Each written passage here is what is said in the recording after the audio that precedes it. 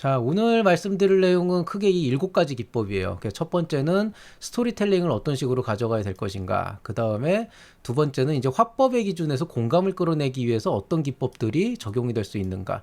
그 다음에 이제 서식을 활용해서 뭔가 좀 이 진정성이나 기조를 보이는 부분들, 그림 그래프표는 어떤 식으로 활용하면 좋을 것인가. 사업 성과를 보여주되 우리가 이만큼 잘했어요, 칭찬해 주세요가 아니고 어떻게 하면 이렇게 조금 있어 보이게 좀 만들 수 있을 것인가. 또 대표자가 사업에 대한 의지가 투철한데 이걸 어떤 식으로 보여주는 게 또 효과적일 것인가. 매출 계획 같은 경우에 그냥 매출만 띡 적어 놓는 게 아니고 어떻게 하면 조금 더 효과적일 것인가. 이런 것들을 예시와 함께 모두 다 담아 봤습니다. 생각보다 이게 페이지가 굉장히 많은데요. 좀 그래도 가능하면 좀 빨리 진행하려고 합니다. 근데 오늘 말씀드릴 거는 진짜로 테크닉적으로도 되게 유용한 것들이기 때문에 한 번쯤 알아두시면 도움이 될 거예요. 자, 그러면은 일단 첫 번째로 스토리텔링에 대한 얘기를 먼저 해볼까요? 뭐 스토리텔링에 대한 얘기는 제가 워낙 강조를 했었고 이제 1년 넘게 제 강좌를 들으셨으면은 이제 뭐 귀에 딱지가 앉을 정도로 들었기 때문에 이제는 내가 아니 그놈의 스토리텔링 나도 하고 싶은데 이거 어떻게 하면 좋겠냐 막 이렇게 막 이제 짜증이 날 정도가 되지 않았어요.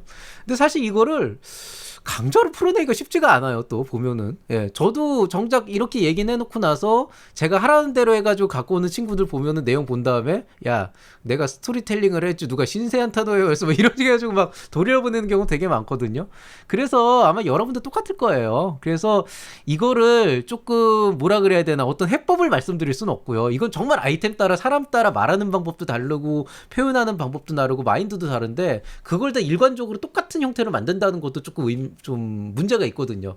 여러분 보면은 실제로 멘토링 할 때 보면은 뭐 어디에 가면 이렇게 하라고 그러고 어디에 가면 이렇게 하라고 그러고 어디에 가면 뭐 진정성을 얘기하라는데 어디 가서 내 얘기를 하지 말고 좀 더 객관적으로 얘기하라고 막 이러는데요. 정확하게 얘기하면은 뭐 어떤 분은 그래서 뭐 또 중도를 취하기도 한다 그래요. 근데 정확하게는 중도를 취하는 게 아니고요.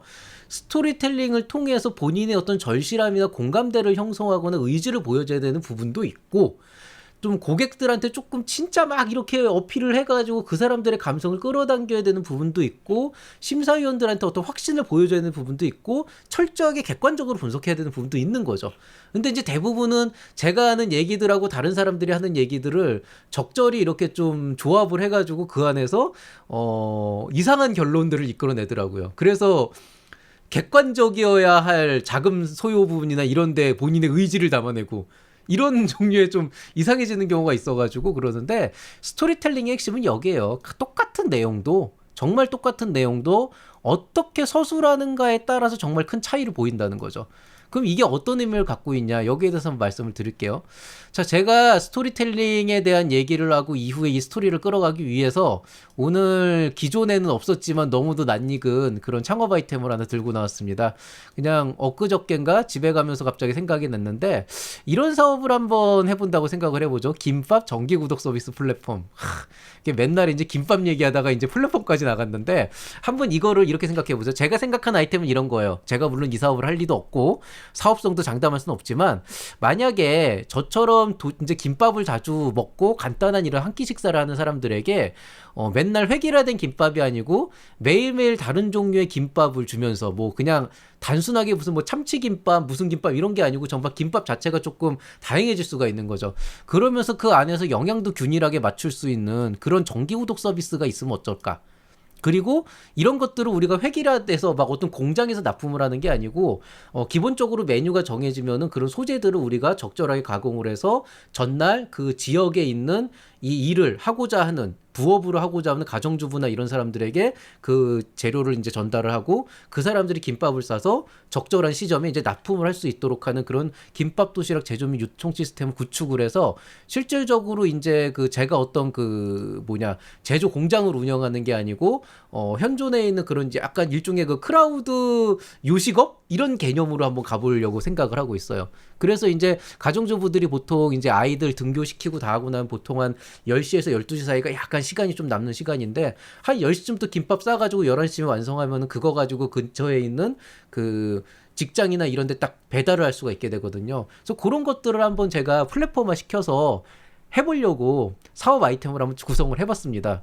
그래서 물론 사업을 하겠다는 건 아니에요. 자, 그러면은 제가 이걸 가지고 한번 스토리텔링을 해보겠다는 거예요. 자, 그러면 한번 스토리텔링의 관점에서 봅시다. 제가 많은 부분들을 다 얘기해 드릴 수는 없거든요. 근데 제가 얘기해 드리는 건 지금 오늘은 어떤 내용을 해야 된다가 아니고 어디까지 기법적인 테크닉적인 부분이니까 그 테크닉만 얘기를 할게요. 개발 동기에 대해서만 얘기를 하겠습니다. 자, 개발 동기에서는 이 아이템이 왜 필요한가와 함께 수요성을 얘기해야 된다 그랬죠. 그래서 기본적으로 고객들이 어떤 것들을 요구하고 있고 이 고객들의 니즈를 만족시키기 위해서 내가 어떤 아이템을 기획하게 되었는지까지가 여기서 나와야 될 부분이에요. 그래서 저는 어떤 식으로 지금 스토리를 짰냐면은 현대인들은 매일매일이 바쁘기 때문에 그 한 끼를 어떻게 점심 한 끼를 어떻게 한지에 대해서 고민을 많이 한다. 그리고 야근을 하는 사람들 같은 경우에는 또 저녁을 어떻게 먹을까에 대한 그런 고민들을 늘 해야 되기 때문에 이런 것들이 되게 스트레스다. 그런데 그런 과정에서 밖에 나가서 밥을 이렇게 딱 먹고 오는 것도 좋지만 요즘 코로나라서 어디 가서 밥 먹기도 쉽지도 않고 뭐 그런 상황에서 뭔가 균형적인 영양을 공급하는 김밥이라고 하는 거는 이런 한 끼를 해결하는데 굉장히 좋은 장점이 있다. 그렇지만은 김밥 구입이라고 하는 거는 좀 생각보다 쉽지가 않은 게 맛있는데 하는 게 참는 게 쉽지도 않고 특히 뭐 저 같은 경우에는 집에서 출발할 때 집 근처에 괜찮은 김밥집이 하나 있는데 항상 제가 출근하는 시간에 문을 닫거든요. 그거로서 김밥을 살려면 제가 10시 넘어서 출근해야 되는데 그건 또 안 되고. 그래가지고 사실 학교 쪽으로 오게 되면 이 근처에서 김밥 사 먹을 수 있는 데가 많지가 않다는 거죠. 그렇다고 또 배달을 시키자니 또 그것도 한계가 있고. 그래서 이런 부분에 대한 해결이 되게 절실하다. 이런 스토리라인으로 한번 가는 방법이 있을 거예요. 자, 한번 생각을 해보세요. 나쁘지 않거든요. 나쁘지 않은데 요거를 어떻게 틀어버릴 수 있냐면은요. 다음 페이지를 보시면은 보세요. 자, 여기 있는 1, 2, 3, 4번은요. 조사 토시 하나 안 바꾸고 제가 앞에서 제시했던 거랑 똑같아요. 앞에서 제시했던 거랑 똑같은데 뭐가 다르냐? 시작이 달라요. 균형 잡힌 영양을 공급하는 김밥이라고 하는 거는 한 끼를 해결하는데 굉장히 효과적인 하나의 방법이다.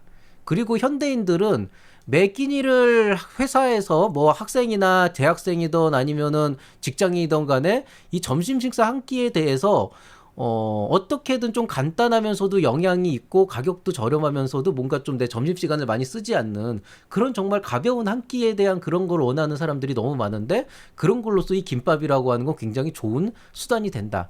다만 이 김밥이라는 걸로 한 끼를 해결하기에는 구입하는 방법부터 여러 가지 좀 어려운 둘이 있다. 그래서 여기에 대한 해결이 절실하다. 자, 여러분은 지금 제가 얘기한 두 가지 사례 중에서 그 기조의 차이를 혹시 느끼셨나요?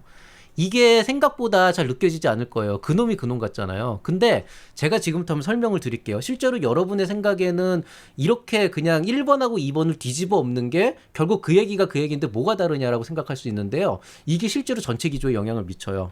왜냐면은 첫 번째 같은 경우를 예로 들면은요. 첫 번째 시작은 내가 얘기한 문제의 인식의 시작은 딱 하나였어요. 현대인들은 매 점심, 저녁 때마다 한 끼를 해결하기 위해서 많은 고민을 한다라고 하는 거죠. 그러면은 그 많은 고민을 해결해야 한다라고 하는 그 고민거리의 해결책 안에는 김밥뿐이 아니고 우동, 뭐 볶음밥, 뭐 짜장면, 뭐 그다음에 또 뭐 있죠? 군만두, 뭐 피자 굉장히 여러 가지 요소들이 많이 있거든요. 그러면 어떻게 되게 되냐면은 문제 제기가 한 끼에 대한 고민이었기 때문에 근본적으로 제가 제시하는 어떤 아이템 자체가 이 문제 해결을 위해서는 이 한 끼에 대한 고민을 거의 완벽하게 해결을 해야 되는 거죠. 즉 무슨 얘기냐? 제가 제시하는 김밥 정기 구독 서비스 플랫폼의 경쟁 상대가 피자 정기 구독 서비스, 라면 정기 구독 서비스, 뭐 짜장면 정기 구독 서비스 이런 것들하고 연결이 돼 버리는 거예요. 그러니까 시작 자체를 볼 때는 굉장히 포멀하게 들어가서 현대인들은 한 끼를 너무 해결하기 어려워해. 그러면은 나는 이거를 김밥으로 해결하려고 해. 이런 스토리가 돼버리면은 어떤 반론이 나오게 되냐면 난 김밥 먹기 싫은데? 너 김밥 먹고 싶지 않으면은 어떻게 할 거야? 그러면 이제 그때 돼서야 목표 고객이 김밥을 먹기 원하는 현대인들 이런 식으로 막 이렇게 타겟팅이 막 이상하게 꼬이는 거예요. 이게 처음 볼 땐 별거 아닌 것 같지만은 뒤쪽에 스토리를 연줄 이어가면 이어갈수록 뭐 경쟁사 뭐 차별성 비교할 때마다 나오는 어떤 그 타겟팅이 달라지게 된다는 거죠. 근데 시작을 자체를 김밥으로 시작을 하게 되면은 저는 어떤 걸 고민하는 거냐면 제가 문제를 해결하고자 하는 거는 김밥이지 현대인이 아닌 거죠. 그러니까 무슨 얘기냐면은 나는 김밥이라고 하는 건 가볍게 한 끼를 할 수 있는 굉장히 좋은 식사거리라고 생각하고 그런 것들 때문에 현대인들의 상당히 많은 사람들이 이런 김밥을 통해서 그 한 끼를 해결하려고 한다. 뭐 라면 김밥을 먹기도 하고 여러 가지도 있지만. 그렇지만은 그럼에도 불구하고 이렇게 훌륭한 김밥도 사실은 현대인들이 한 끼를 해결하는 걸로는 완전히 충분하지가 않은 게 여러 가지 현실적인 한계가 있다. 나는 이 한계점을 극복을 해서 이 김밥이라고 하는 문화를 좀 더 확산시키려고 한다. 이런 식으로 해버린다는 거죠. 그러면은 제가 애초에 시작 자체를 여기서 시작을 했기 때문에 제가 신경을 써야 되는 거는 뒷부분에 있는 내용들에서 경쟁사나 이런 걸 얘기할 때 기존의 프리미엄 김밥 서비스나 편의점 김밥 아니면 다른 어떤 유사한 어떤 뭐 김밥 배달 서비스나 이런 것들에 대한 걸로 포커싱을 해줄 수가 있다는 거예요. 단지 1번, 2번을 바꿨다는 것만으로도 사업계획서의 기조가 이 정도로 바뀐다는 거예요. 문제 제기가 달라지거든요. 김밥은 너무 좋지만 그리고 이거를 좋아하는 현대인들, 이걸로 주식을 때우는 현대인들이 너무 많지만 사실은 김밥만으로 주식을 때우긴 한계가 있어. 나는 그 한계를 극복해서 김밥도 어떤 하나의 주식 문화로 되게 자리 잡게 하는 그런 어떤 하나의 큰 플랫폼을 만들려고 해. 이거는 말이 되는데 현대인들은 한 끼로 여기 나와 있는 것처럼 현대인들은 한 끼 먹기가 너무 힘들어. 근데 김밥이 되게 좋은 것 같아. 그래서 나는 김밥으로 할 거야. 이러면은 실질적으로 똑같은 얘기를 하는 거고 어떻게 보면 결국 김밥 먹는 사람은 김밥 먹고 김밥 안 먹는 사람은 안 먹거든요.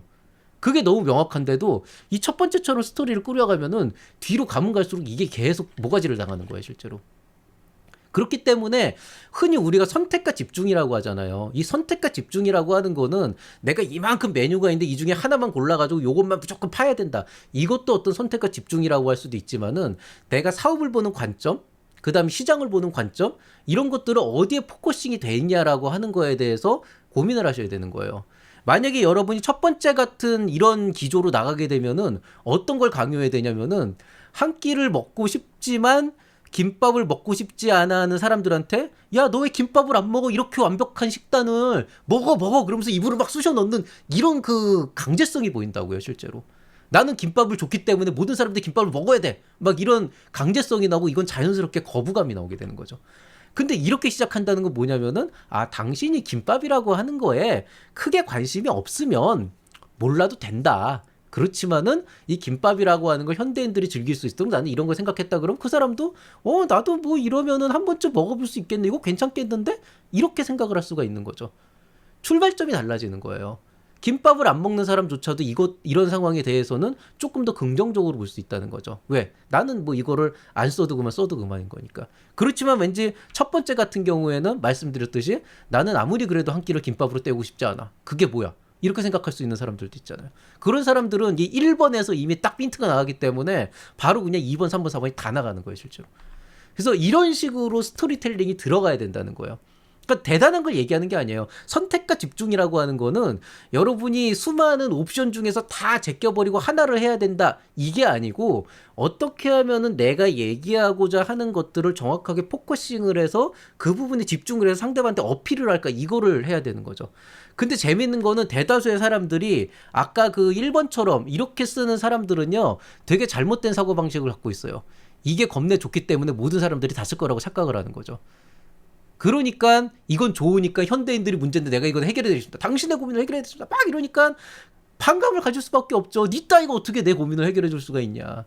김장길 교수가 김밥 정기 구독 서비스 플랫폼을 한다 그랬을 때 김밥을 좋아하는 사람들은 저 사람이 김밥을 한 달 넘게 두 달 넘게 먹고 있으니까 뭔가 있을 거야라고 하면서 구독을 하겠지만은 그렇지 않은 다른 사람들은 저 인간 아직도 김밥 처먹고 있구나 이렇게 생각할 수 있는 거거든요. 그래서 이게 안 되는 거예요. 근데 재미있는 거는 대부분의 대표님들이 이렇게 생각해요. 내가 세상을 바꾼다고. 못 바꿔요. 예, 당신들이 바꿀 수 있는 세상은 극히 한정돼 있어요. 그게 바로 이거라는 거죠. 저는 사실 김밥을 사랑하는 사람들에게만 이걸 해도 된다는 거죠. 왜? 김밥을 안 좋아하는 사람들조차도 세상에 김밥을 좋아하는 사람들이 되게 많고 그 전 세계에도 김밥을 뭐 스시라고 보통 얘기하긴 하는데 그걸 좋아하는 사람 막기구나 막기 그걸 좋아하는 사람들이 되게 많다라는 건 알고 있거든. 내가 싫어할 뿐이지. 그러니까 그런 사람들은 오히려 제3자 입장에서 이거를 조금 더 긍정적으로 볼 수가 있다는 거죠. 이게 스토리텔링이에요. 단순히 뭐 내가 뭐 어렸을 때 우리 집은 가난했었고 뭐 어떻게 돼 있었고 내가 어떻게 하고 있는데 자소서 열심히 쓰시는데 그게 아니고 사람들에게 어느 포인트를 어떻게 시작을 해서 어떻게 이어가냐에 따라서 전달되는 어떤 메시지가 달라진다는 거죠. 이게 스토리텔링이고 이게 선택과 집중인 거죠. 이런 기법들을 적용을 하는 겁니다, 실제로.